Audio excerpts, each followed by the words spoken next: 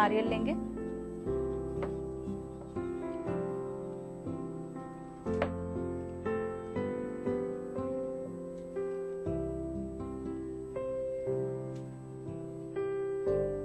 या आपके पास जो भी कुछ है और भी ड्राई फ्रूट्स अगर हैं तो हम वो भी ले सकते हैं, गार्निशिंग कर सकते हैं।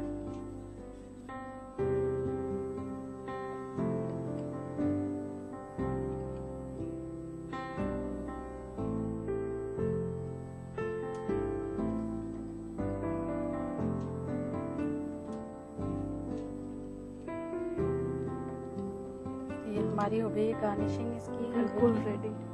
सुगंधा जी, आपका बहुत बहुत शुक्रिया कि आप यहाँ आई और हमें इतना अच्छा हलवा बनाना सिखाया। शुक्रिया सायरा जी आपका भी और ईटीवी का भी, जिसने मुझे ये मौका दिया कि मैं बनाऊं यहाँ पे आके अपनी रेसिपी।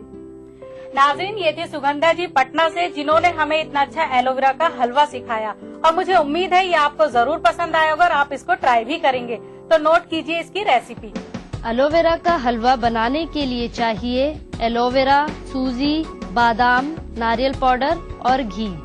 एलोवेरा का हलवा बनाने का तरीका: सबसे पहले एक कढ़ाई में घी गरम करें, फिर उसमें एलोवेरा जेल डालकर उस वक्त तक पकाएं जब तक कि घी और एलोवेरा अलग ना हो जाएं। इसके बाद सूजी को भूनें और एक कढ़ाई में पानी, चीनी डालकर उबालें और उसमें ड्राई फ्रूट, नारियल पाउडर, सूजी और एलोवेरा जेल डालकर थोड़ी देर पकाएं।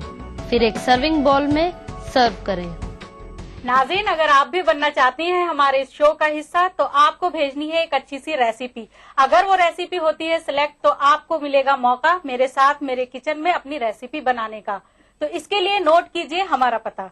हमारा पता है अक्से रसोई, 2E/12 3rd floor, Jhandewalan extension, new Delhi 110055। हमारा ईमेल आईडी है responseurdu@etv.co.in। नाज़रीन, अब वक्त तो चला है आपसे इजाजत लेने का, इस वादे के साथ कि फिर मिलेंगे कुछ नई रेसिपीज के साथ। तब तक के लिए खुदा हाफिज।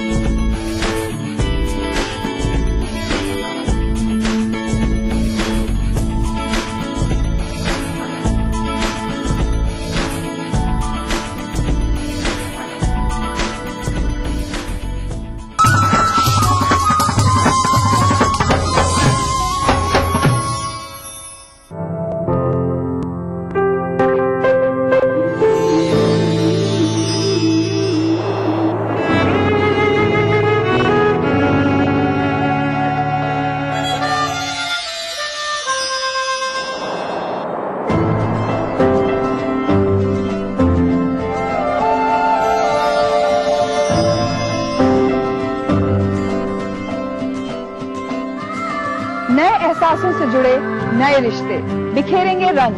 जिंदगी लाइव सीजन 5 इतवार दोपहर 12 बजे और शनिवार दोपहर 12:30 बजे।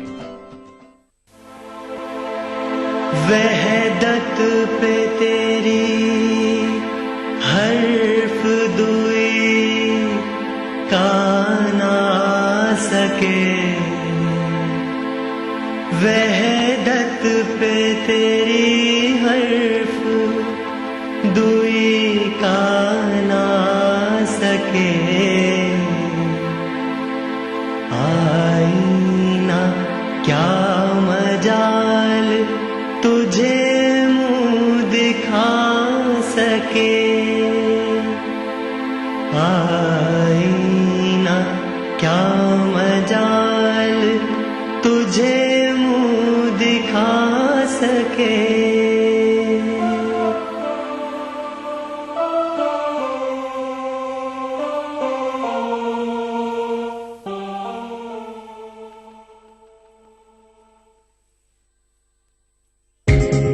ईटीवी उर्दू पर अगला प्रोग्राम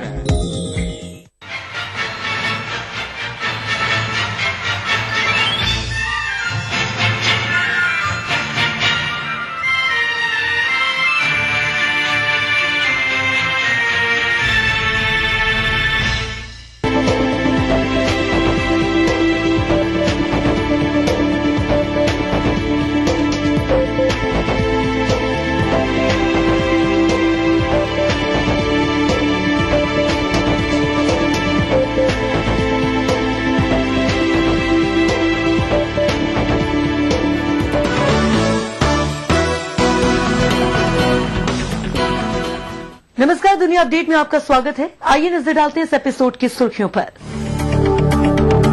बांग्लादेश में जमात इस्लामी के नेता अब्दुल कादिर मुल्ला को फांसी दिए जाने के बाद बढ़ा बवाल।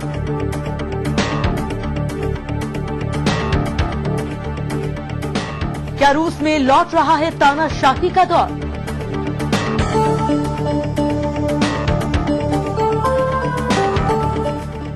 सुप्रीम कोर्ट ने समलैंगिक संबंधों को बताया अपराध। देश भर में फैसले का विरोध।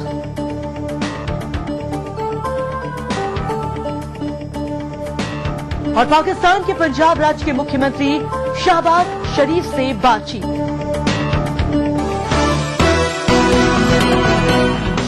बांग्लादेश में कट्टरपंथी नेता अब्दुल कादिर मुल्ला को फांसी की सजा दी गई है। वहां की सुप्रीम कोर्ट ने अब्दुल कादिर की सजा को बरकरार रखा था। इससे पहले एहतियात के तौर पर पूरे बांग्लादेश में सुरक्षा कड़ी कर दी गई थी, लेकिन फिर भी वहां जगह जगह हिंसा हो रही है। बांग्लादेश की सियासी पार्टी जमात इस्लामी ने इसे राजनीति से प्रेरित बताया, लेकिन मौजूदा हुकूमत ने इससे इनकार किया है। हालांकि इस फैसले के दूरगामी परिणाम होंगे और यह अगले साल की शुरुआत में होने वाले बांग्लादेश के आम चुनाव को भी प्रभावित कर सकता है। बांग्लादेश में एक बार फिर सामाजिक राजनीतिक उथल पुथल तेज हो रही है। इस बार झगड़ा दो ताकतवर महिला नेताओं खालिदा जिया और शेख हसीना के बीच नहीं है, बल्कि वहां तनाव भड़का है युद्ध अपराध के दोषी अब्दुल कादिर मुल्ला को फांसी की सजा दिए जाने से।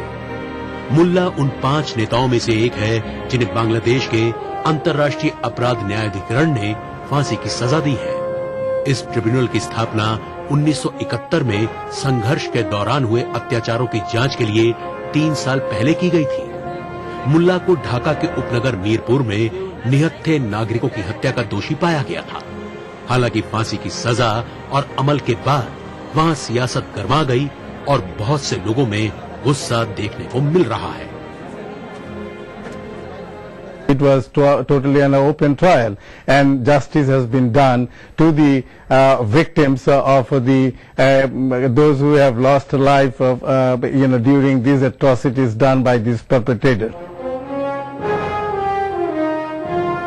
बांग्लादेश में विशेष अदालत पर मानवाधिकार समूहों ने सवाल उठाए हैं और कहा है कि ये अंतर्राष्ट्रीय मानकों पर खरी नहीं उतरी है।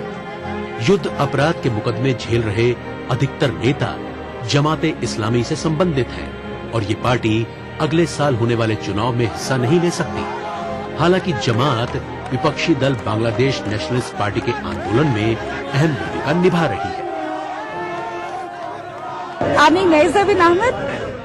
अब्दुल कादिर मुल्ला को फांसी दे दी गई है और हम इस बात से बेहद खुश हैं। ये हमारी एक बड़ी विजय है। स्वतंत्रता आंदोलन के 40 साल बाद हमारी एक बार फिर जीत हुई है।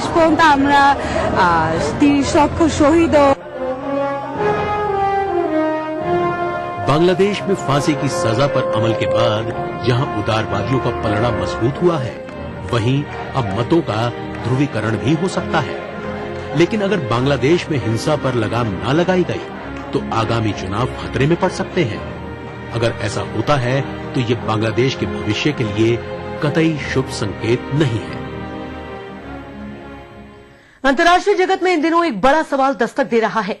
लाख टके का सवाल यह है कि क्या रूस एक बार फिर से लेनिन के तानाशाही दौर में पहुंच रहा है? क्या फिर से वहां लोगों की स्वतंत्रता खतरे में है?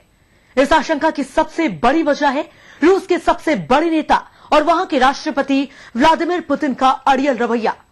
पुतिन ने सरकारी न्यूज एजेंसी RIA नोवोस्ती को भंग कर दिया। इसके अलावा वॉइस ऑफ रशिया रेडियो को भी बंद कर दिया गया।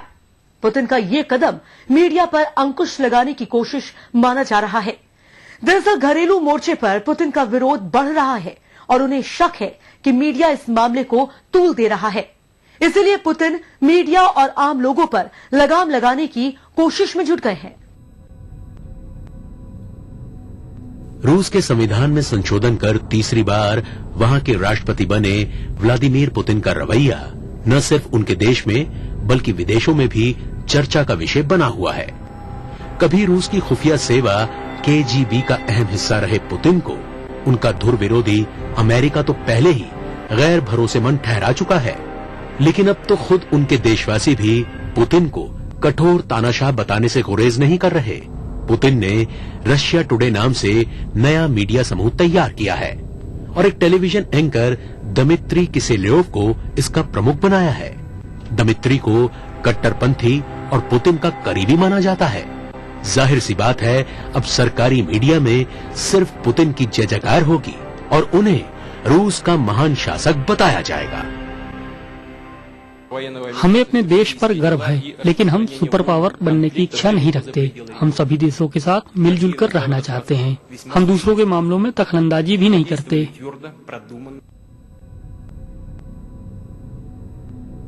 दुनिया के तमाम देशों में साम्यवाद भले ही दम तोड़ रहा हो, लेकिन रूस में इसकी जड़ें बहुत गहरी हैं। सोवियत संघ के दौर में यहां आवाम पर कई तरह के प्रतिबंध थे। बरसों बरस तक रूस पर राज करने वाले लेनिन की चर्चा तो बहुत बार हो चुकी है, लेकिन उनके जाने के बाद भी सोवियत संघ के रवैये में कोई खास परिवर्तन नहीं आया।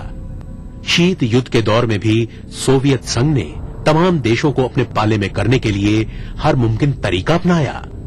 धीरे धीरे वक्त का पहिया घूमा और सोवियत संघ का विघटन हो गया, लेकिन रूस अभी भी बहुत बड़ी ताकत बना रहा। कम्युनिस्ट परंपरा के सबसे बड़े वाहक रूस में बोरिस येल्त्सिन का दौर जल्द ही बीत गया और वहां की राजनीति में व्लादिमीर पुतिन की गूंज सुनाई देने लगी। सत्ता में आने के साथ ही पुतिन ने अपने विरोधियों को हाशिए पर ढकेलना शुरू कर दिया और आज आलम यह है कि रूस और पुतिन एक दूसरे का पर्याय बन चुके हैं। हुकूमत लोगों पर नियंत्रण कर रही है। बहुत से लोगों को जेल में डाल दिया गया है।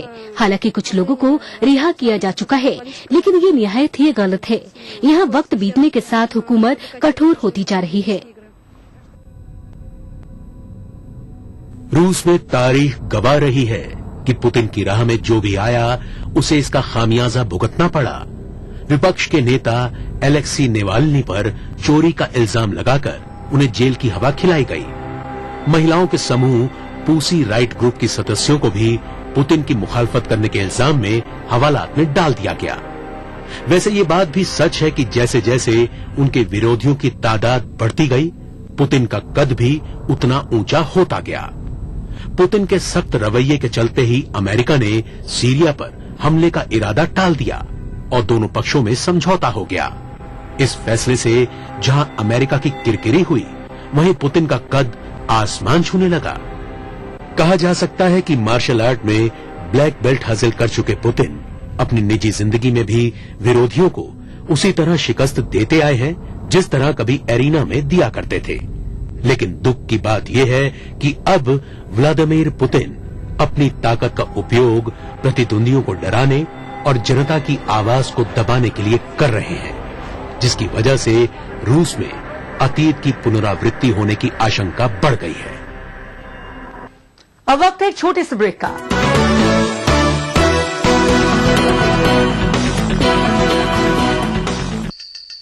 भागती दौड़ती जिंदगी में खबरों की कोई कमी नहीं, लेकिन हम आप तक पहुंचाते हैं सिर्फ वो खबरें जिसमें ना है कोई जानिबदारी, ना ही सनसनी। खबर जो हर दम आपको रखे बाखबर। देखिए दिन भर की खबरों का आईना 9 PM खबरनामा।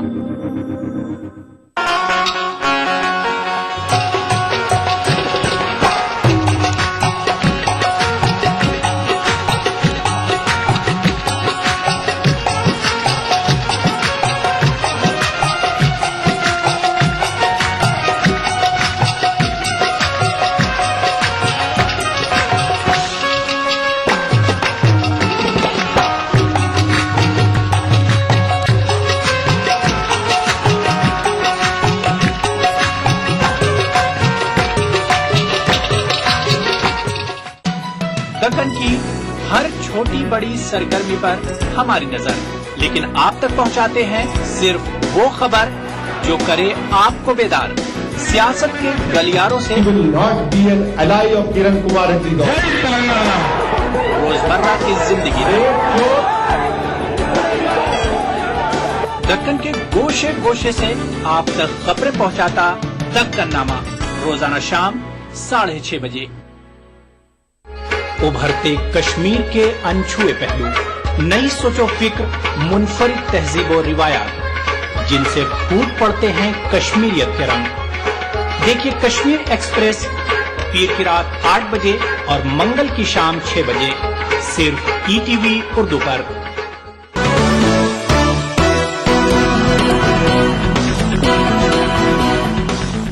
सुप्रीम कोर्ट ने एक चौंकाने वाला फैसला दिया है। दिल्ली हाई कोर्ट के फैसले को पलटते हुए सुप्रीम कोर्ट ने समलैंगिक संबंधों को गैर कानूनी करार दिया। धारा 377 को दोबारा वैध ठहराते हुए कोर्ट ने कहा है कि किसी भी बदलाव के लिए अब केंद्र सरकार को इस पर विचार करना होगा। हालांकि इस फैसले का काफी विरोध देखने को मिल रहा है। एलजीबीटी समूहों के अलावा तमाम राजनीतिक दलों ने भी इसे निराशाजनक बताया है। हालांकि समलैंगिक संबंधों का मुद्दा सिर्फ भारत में ही नहीं बल्कि दूसरे देशों में भी खासा चर्चा में रहा है। जहां बहुत से देशों में ऐसे संबंध मान्य हैं, वहीं तमाम देशों में इसे अपराध माना जाता है। समलैंगिक संबंधों पर माननीय सर्वोच्च न्यायालय के हालिया फैसले ने भारत में एक बड़ी बहस छेड़ दी है। समलैंगिक समूहों ने इसे मूलभूत मानवाधिकार का हनन बताया है। उनका कहना है कि वो कोई अपराध नहीं कर रहे बल्कि वो तो सामान्य इंसान है। गौरतलब है कि दिल्ली हाई कोर्ट ने कुछ साल पहले अपना फैसला समलैंगिकों के हक में सुनाया था, लेकिन कई धार्मिक संगठनों ने इस फैसले को चुनौती दी। दरअसल समलैंगिक संबंधों को तमाम वजहों के चलते भारत में अपराध माना जाता है। सरकारी आंकड़ों के मुताबिक भारत में तकरीबन 25 लाख समलैंगिक लोग हैं। हालांकि गैर सरकारी आंकड़ों के मुताबिक इनकी तादाद कहीं ज्यादा है। Not just legal advocacy, we are also doing mass advocacy, social advocacy, and it is, in one hand, it is so unjust, it is so unexpected from the law, from the legal side of India, but at the same time, it is so heartwarming to see people of India, they are being positive towards us. राष्ट्रीय ads नियंत्रण कार्यक्रम के आंकड़ों के आधार पर उच्चतम न्यायालय में दायर अपने हलफनामे में सरकार ने समलैंगिकों का आंकड़ा पेश किया है। 25 लाख के इस आंकड़े में लगभग 60% एड्स से पीड़ित हैं। सिर्फ भारत में ही नहीं बल्कि दूसरे देशों में भी समलैंगिक संबंधों को लेकर काफी चर्चा परिचर्चा हुई है। तकरीबन 90 देशों में ऐसे संबंधों को जायज ठहराया गया है। हाल ही में फ्रांस में भी ऐसे संबंधों और इनके बीच शादी को मान्यता दी गई है। ऑस्ट्रेलिया में भी इसे मान्यता मिल चुकी है, लेकिन अचानक अपने रुख में बदलाव लाते हुए ऑस्ट्रेलिया ने पुराने फैसले को पलटते हुए इसे फिर से अमान्य करार दिया है। So, it is a setback, legislative setback. It's devastating for the people concerned and for their families and friends, but it is also a clarion call for everyone around the country who supports marriage equality to now put the pressure on the federal government and the federal parliament to change it. बदलते वक्त के साथ समलैंगिकों के प्रति दुनिया भर की सोच में बदलाव आया है। इस विषय पर फिल्में बनने लगी हैं।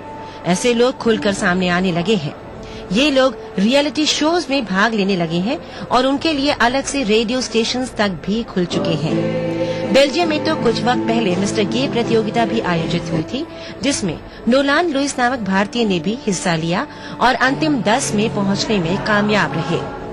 हालांकि हालिया फैसले ने भारत में ऐसे लोगों की मुश्किलें फिर से बढ़ा दी हैं और इन लोगों को अपना विरोध दर्ज कराने के लिए सड़कों पर आने के लिए मजबूर कर दिया है।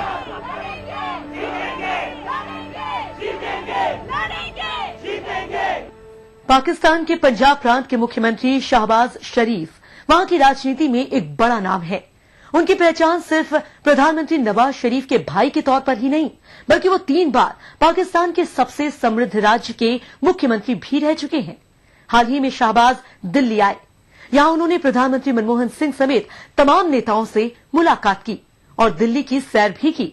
इस दौरान हमने भी शरीफ से बातचीत की।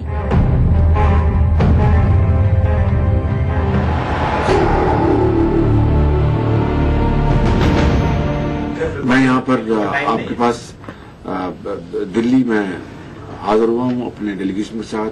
खैर, सगाली की जज्बात लेकर और ये नेक तमन्नाएं लेकर कि पाकिस्तान और हिंदुस्तान दो हमसाया मुल्क हैं। हम एक बहुत लंबी जो हमारी जो बॉर्डर लाइन है उसको शेयर करते हैं। एक तारीख है हमारी जो हम एक दूसरे के साथ शेयर करते हैं, सैकड़ों सालों की। हम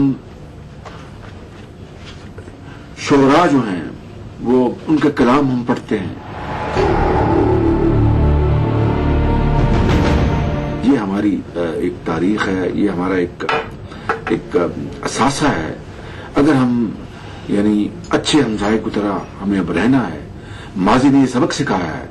माजी की जो दोनों तरफ से जो हुए हैं बड़े बड़े मार्के, उसने क्या सबक सिखाया? सबक ये सिखाया है कि अपना यानी हमने गुर्बत को और फरोग दिया, बेरोजगारी को फरोग दिया, वसाइल तबाह किए। जहां पर हमें तजारत की बात करनी है, हमें बिजली हमारे यहाँ नहीं है, हम बिजली के मंसूबों की बात करते हैं आपके साथ। आपको बासमती चावल चाहिए, बड़ा अच्छा, हम तैयार उसके लिए। हम आपसे सब्जियां मंगवा रहे हैं और पर हमारी जो एक्सपोर्ट जो है वो हम आपको कर रहे हैं और बेपना इसमें अपॉर्चुनिटीज हैं, बेपना पोटेंशियल है। उसका हम अभी अशरे अशीर भी उसको हम एक्सप्लोर नहीं कर सके। संजीदगी के साथ मसाइल को हल करने के लिए टेबल पे बैठ जाएं।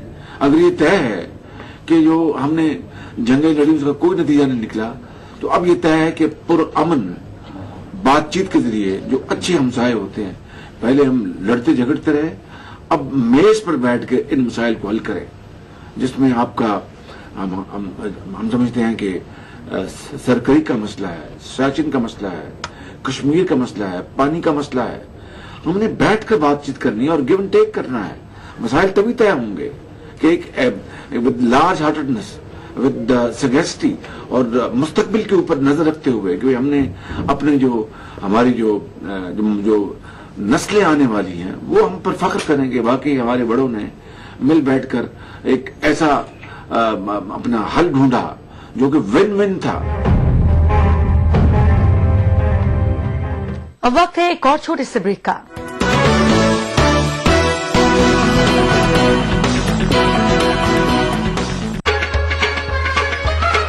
गर फिरदौस बर्रुए जमी अस्त, हमी अस्तो हमी अस्तो हमी अस्त। जम्मू कश्मीर के हर वाकये और हर पहलू पर ईटीवी की नजर। देखिए ईटीवी उर्दू कश्मीर रोजाना शाम 7 बजे और सुबह 7:30 बजे सिर्फ ईटीवी उर्दू पर। जिंदगी के इस सफर में सच्चाई हमारी हमसफर हो। हम दिखाते हैं वही खबर जो समाज के लिए हो आईना। गैर जानिबदारी हमारा शिवा। खबर वही जिस पर हो आपको एतबार। देखिए खबरनामा इन औकात पर।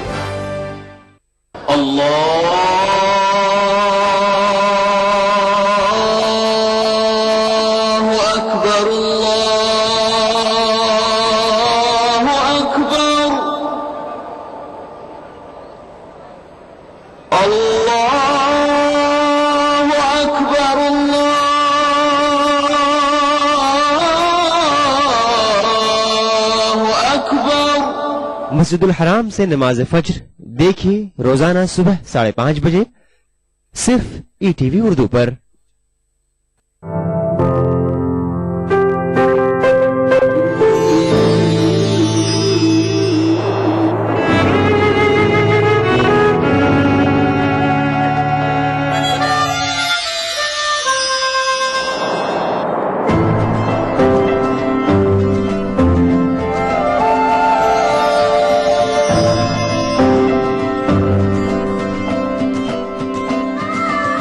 एहसासों से जुड़े नए रिश्ते बिखेरेंगे रंग। जिंदगी लाइव सीजन 5 इतवार दोपहर 12 बजे और शनिवार दोपहर 12:30 बजे।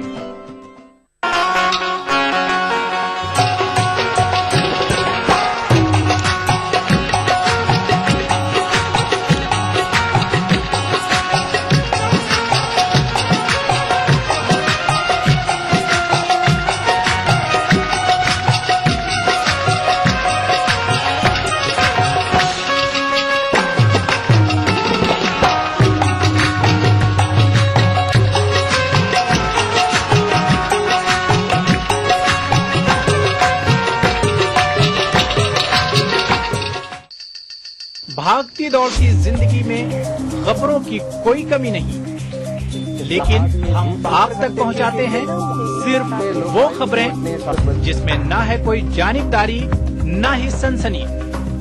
खबर जो हर दम आपको रखे बाखबर। देखिए दिन भर की खबरों का आईना, 9 PM खबरनामा।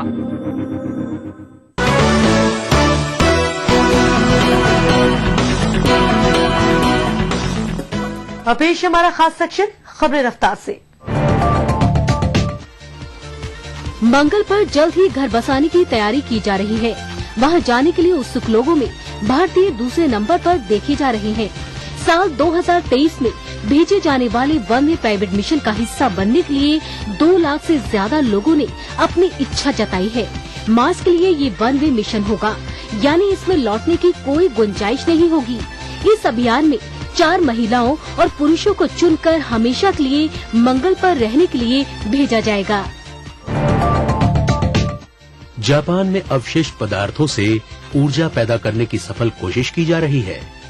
ये इंजीनियरिंग कौशल का नमूना है। पूरी तरह से स्वचालित ये इकाई बड़ी तादाद में पर्यटकों को भी अपनी ओर आकर्षित करती है। इस इकाई की खास विशेषता है शून्य उत्सर्जन। इसकी क्षमता 288 टन कचरे को जलाने की है। कचरे को जलाने से उत्पन्न गर्मी का उपयोग बिजली पैदा करने के लिए किया जाता है। इस तरह से हर साल तकरीबन 43.3 मिलियन किलोवाट बिजली पैदा होती है, जिसे बिजली कंपनियों को बेचा जाता है। इस बिजली से तकरीबन 10,000 घरों की ऊर्जा जरूरतें पूरी की जा सकती हैं। कचरे को जलाने के बाद बचे हुए राख का इस्तेमाल सीमेंट बनाने में किया जाता है। बिजली के अलावा पानी की सप्लाई बेहतर बनाने के लिए भी जापान खास कोशिश कर रहा है। हाल ही में जापानी कंपनियों ने म्यांमार में हुए वाटर एक्सपो में हिस्सा लिया।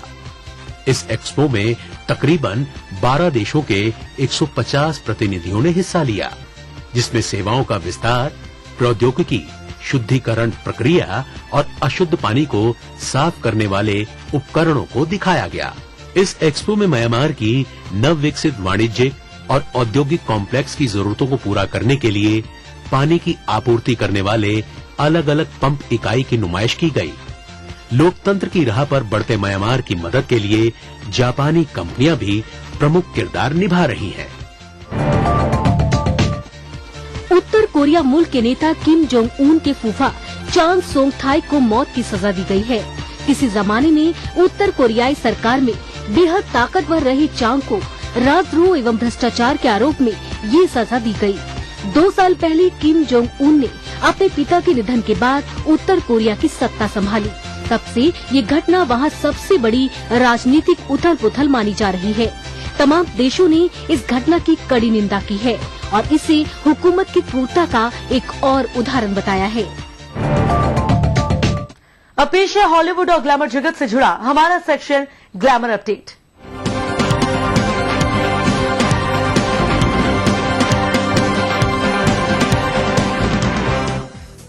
हॉलीवुड दुनिया की बिंदास और अपनी कुछ अनोखी और चटपटी हरकतों के लिए जानी जाने वाली माइली साइरस के खाते में एक ऐसा अवार्ड जुड़ा है जिसका उन्होंने कभी तसव्वुर भी नहीं किया होगा। गायिका और हॉलीवुड अभिनेत्री माइली साइरस को अमेरिका की टाइम मैगजीन ने साल 2013 की वर्स्ट ड्रेस सेलिब्रिटीज यानी सबसे खराब ड्रेस वाली सेलिब्रिटी का खिताब दिया है। इस साल हुए MTV VMA अवार्ड समारोह में उनकी पहनी पोशाक के लिए